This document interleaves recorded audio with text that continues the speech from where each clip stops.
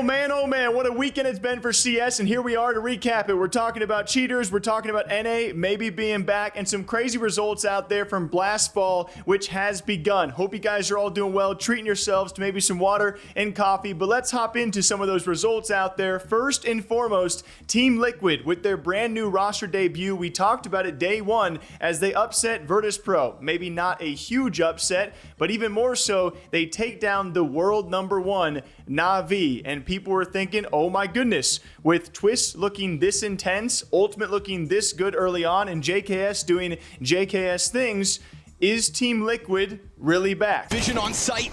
He's now pinned into the Moto, tagged down by 80, and we're gonna get NAV gun him down with the MAC-10, then dives back to sight. Now, no upgrades to be had. You wanna praise Bit? It's been NAF all night long, and as the climb up's caught, it's only damage. Twist continues in this. A retake demanded here of Navi, but one that features no utility. They have to try to press in. It is lesser weapons. It is 2 Tech 9s. And a reload on the MAC-10 to the backside as the short side falls. Alexi gets it going. Naf's able to answer. JKS to the clutch. Oh, it all comes down to this. He holds. It's high to the top of the box. He dives and gets it. Alexi on bomb with no time. Liquid 2-1 Navi. Oh, they pulled it off. No 10 seconds still. And we had that point proven when they not only beat the world #1 once, who again is coming off an esports World Cup victory, they have still looked pretty freaking good, and I would argue definitely a top team out there. All right, everyone likes to argue whether they're #1, #2, #3, hoo-ha, but when Team Liquid comes in with a brand new roster and takes them down a second time, well, all eyes are watching. This Team Liquid is officially legit. With that close, look at this, dodging the flash, doing just enough to set up Naf, who scrambles these remaining Ts. Oh, they get so scared they can't find that trade. Let's go! Yeah, that was pure synergy between the Canadians. Utilities limited. They're probably going to commit to whatever they try. Flashes over the top, Twist tanks on, easy pickup.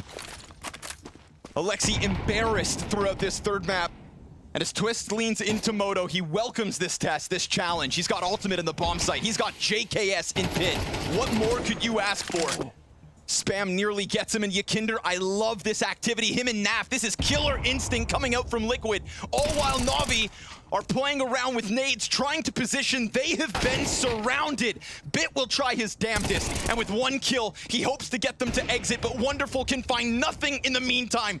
Lightning strikes twice. Haters hold up. Doubters be damned. Team Liquid, led by Twist, qualify for the fall final. Not once, twice. Not only do you love to see this out of Twist as an IGL, but I mean, I love to see this out of the boy Naf, all right? When you get some emotion out of someone like Naf, that's incredible. But also, someone like Ultimate coming onto a squad like this and into matches like this, it is an incredible performance from Team Liquid. This will not be forgotten. And when you have Twist slamming the desk a little bit, you love to see it. I also love to see the opposite side, though, because day one, it was JL who said, you know what? Disappointing performance. Day two, that changes, though, because he says, you know what? That's a legit result from Team Liquid, and Navi will be back. I love the way JL handles himself on social media. Seems like a fun, happy-go-lucky kind of guy. And we all know Navi is going to be back, right?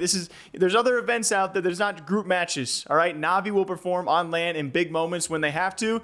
They will certainly be back, and they will likely be facing a team like Liquid in the future, which they will go back and prepare for. And I expect these matchups between these two teams to get ever the closer, and they already were extremely close. And Blast Fall upsets did continue. We also talked about day one, where unfortunately for Complexity, they lose to Heroic with a stand-in. They too regained and bounced back and beat Heroic. They eventually fall to that same NAVI, and they'll be in the showdown, and NAVI will be in the finals. They got to their eventual destination and what their goals were. A big upset, though, and who will join Complexity in the showdown matches will be FaZe Clan, another top in the world, and a roster who has struggled to make a playoff run as of late. I feel like they have not been the previous year that we have seen of FaZe, and especially the previous 3 years we expect out of FaZe as of late. I don't know what you guys think about FaZe, but being upset by NIP, an up-and-comer Wrinkle, was not on a lot of people's checklist, but NIP Are they back? Yeah. I mean, unfortunately, I think he was coming in with no armor, right? He has to commit through his FaZe, through those barrels. And it's Wrinkle who gives him a little extra time, but it's scary for him too. It's just a matter of hitting the shot, but I mean, that's a distraught reaction to a lost clutch. Yeah. That could have been to give him 12. Just that sigh of relief. Let's run it back in OT at least, they think, but Frozen working with a softened up teammate behind him, and he gets insta-wrecked by Isaac. That's been the bane here on Banana. He's always looking for him. It's a new Ninjas in Pajamas, one that's a similar formula of the roster before. A lights out performance led by Wrinkle back on Ancient. A messy, topsy-turvy inferno on their opponent's map pick, but a genuine chance to close this down. Kerrigan not able to hold them back. He gets dived on as he goes for the reload. This is suddenly feeling real. Isaac gives them a chance back in. Maxter looking to flank. After a difficult week, second lowest rated player at the event, not able to add another one. It's a 3v5 that FaZe have equaled out, and they have a kit, and they've got one flash, and they've got two Ts just hiding in the back of this bomb site. A bit of support from Wrinkle, perhaps. He holds the CT cross. They start to hear that Coffins play, and he takes the peek. Here it could be two more, now just one. Brokey can't, and for the first time since fall 2020, FaZe Clan go to the Showdown. The Swedish core of NIP, led by Spain, and a lights-out Ukrainian Opper have done the unthinkable. So a great performance out of the Ninjas. I would also say Astralis. Is Astralis back, guys? They also joined that finals crowd. FaZe not only fall to NIP, they also fall to G2, and that will mean your final Showdown teams, who are just fighting for 2 spots in finals, are on screen for all of you guys, and some hefty competition down there. A good reminder of, wow, European CS is freaking killer. That's going to be a tough one for Complexity to climb out of. That is who I'm cheering for. As you guys already know, who are you cheering for? And they'll be joining these final teams for Blast Fall Finals. Yeah, not too many surprises. I mean, you got heavy hitters all around. But again, Astralis, I mean, it's nice to see them pop in there. It's also nice to see a debut roster in Team Liquid making finals. So who do you guys think is going to be taking that one? And we, of course, will be covering those results as they are ongoing. And we will be covering, thanks to our esports betting sponsor, that being Thunderpick, who have joined us on this channel. Thanks to them, 21 plus only. Please bet responsibly.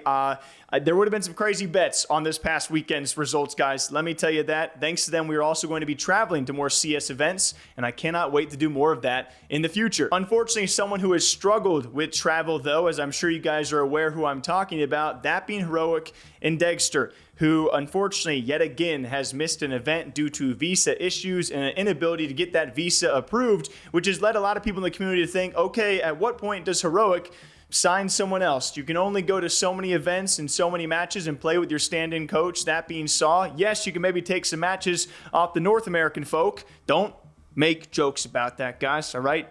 Too soon. But you obviously can't compete with the best of the best with your coach playing. That's not what the coach is signed for. So hopefully something is being worked out. According to someone like OneDrive, there are still chances for him to be attending LANs this year and get that visa approved. That visa system and approval process, we have heard time and time again, can be very difficult for a variety of reasons, especially for esports players. So hopefully something is figured out, you know? I do like the Heroic boys and definitely love it when a team out there can play with the 5 people that they wanted to play with. So wishing nothing but the best of luck when it comes to Heroic and getting those visa issues finalized for Degster. But very lastly, for all of you guys, and probably why you're here, oh my goodness, we have an alleged CS Pro player, that being Joel, currently playing for BC Game. That is the project started, by the way, by Guardian. Guardian coming out of retirement to just form this project alongside some up-and-coming names, Joel being one of those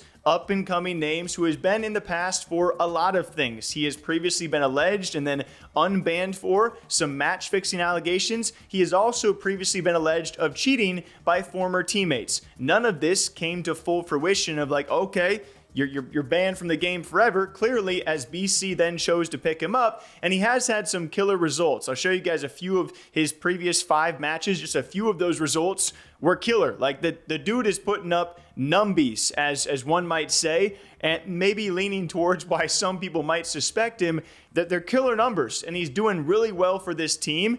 And unfortunately so, it is an Akros anti-cheat. It has now gotten the entire team disqualified from an ongoing event because it had him banned. And he has been supposedly caught by this anti-cheat. And although it is not 100% confirmed that he is cheating, we await responses from Joel and from Akros. Apparently the same anti-cheat was updated on that same day, but it's not a good look when you get caught by any anti-cheat for any reason, especially given his suspicious history alleged by former players out there. It's not a great look. So I'll keep you guys posted on updates. It is also really unfortunate because the same day he was also caught by the anti-cheat, his team's going on to win some of these smaller events and take money from legitimate players, and you also then have to concern yourself with the legitimate players he plays alongside with. Nowadays, when you're caught cheating, it is not just you who is in trouble. Some people often will point fingers towards your teammates, which really sucks for legitimate players. So another CS player supposedly as of now caught cheating,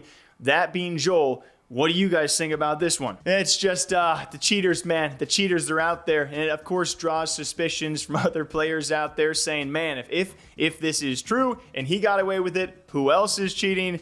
It's just a never-ending circle, and I'm sure this is not the last time we'll talk about this year, as it just seems like a reoccurring theme across every single video game is those gosh dang cheaters. So what do you guys think? As per usual, thank you for watching Daily CS News. Thank you for sending me clips, and we'll hopefully see you back here tomorrow. Water, coffee, okay, ta-ta, take care.